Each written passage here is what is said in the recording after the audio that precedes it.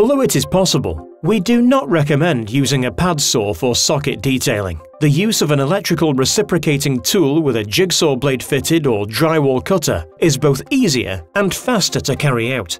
Once we have marked out for the socket cutout, drill a hole wide enough for the jigsaw blade to penetrate through the hole in all 4 corners.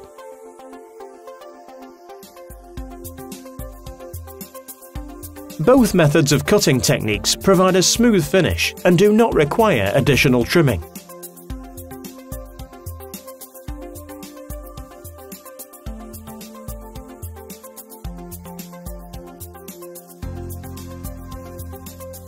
Now we can fix the metal back box in place.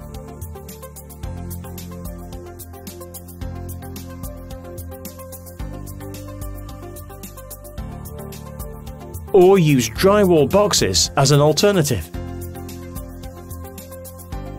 Circular cutting for pipes and other openings can be done by using a hole saw.